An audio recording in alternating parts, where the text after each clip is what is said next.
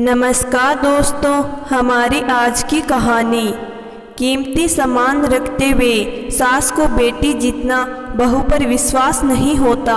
शारदा जी के बेटे की नई नई शादी हुई थी। वैसे तो बहू ने पूरे घर का काम संभाल लिया था, पर फिर भी शारदा जी को बहू की नीयत पर विश्वास नहीं था, इसलिए वो उसे बार बार किसी न किसी वजह से परख रही थी। शारदा जी के पति राधे श्याम जी ने कहा, रिश्तों के बीच विश्वास का एक पतला धागा होता है।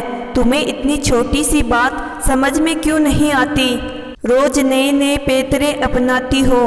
उसे परखने के लिए ये अपनी बहू पर शक करने की आदत कब छोड़ोगी आप? शारदा जी बोली, अरे कैसी बात कर रहे हो आप? कल की आई लड़की पर एकदम से विश्वास कैसे कर लूं?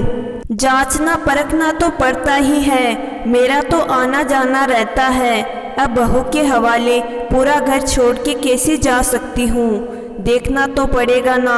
आप रहने दीजिए, गृह गृहस्थी की बातें हैं, आपको समझ में नहीं आएगी। आप अपना अखबार पढ़िए। शारदा जी मुँह बनाते हुए वहाँ से चली गई। तभी फोन की घंटी बजी। हेलो दीदी, बहू आ गई। अब तो घर में कैसा चल रहा है सब? आराम मिल रहा होगा। शारदा जी की छोटी भाई की पत्नी आशा जी बोली। शारदा जी बोली, हाँ आशा, इसमें तो कोई संदेह नहीं, और बहू नीयत की भी साफ है। मुझे शक था कि इसके हवाले घर छोड़कर जा सकती हूँ या नहीं, तो मैंने बिस्तर पर 2000 का नोट रख दिया और बहू को बिस्तर साफ करने के लिए बोला, तो उसने मुझे पहले वे 2000 रुपये दिए। इस तरह 2-3 पैतरे और अपनाई, लेकिन बहू सब पर खरी उतरी। सच में मैं तो गंगा नहा गई। आशा जी, दीदी बहू लाई हो या नौकरानी, संदेह से रिश्ते नहीं बनते। रिश्तों के बीच में तो विश्वास का पतला सा धागा होता है। रिश्तों में जरा सा भी संदेह आ जाए तो धागा टूटने में तनिक भी देर न लगे है। जीजी, वो तो सिर्फ प्यार के भूखे हुए हैं। वैसे आप मुझसे बड़ी हैं, बेहतर ही जानती होगी। घर आइएगा, आप और भौरिया को भी लाएगा। रखती हूँ फोन।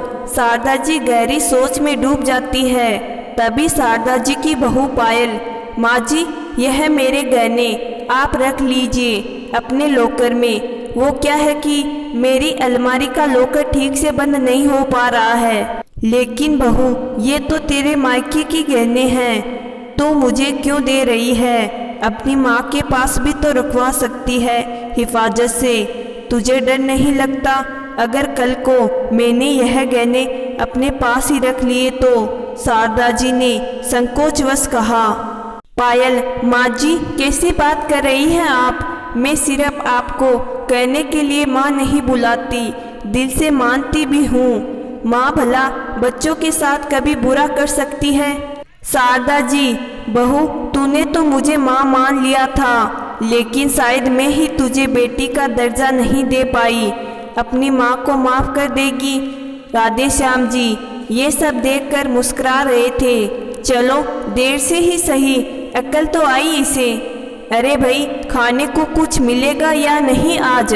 शारदा जी, नहीं, आज आप बाहर से ही ऑर्डर कर लो।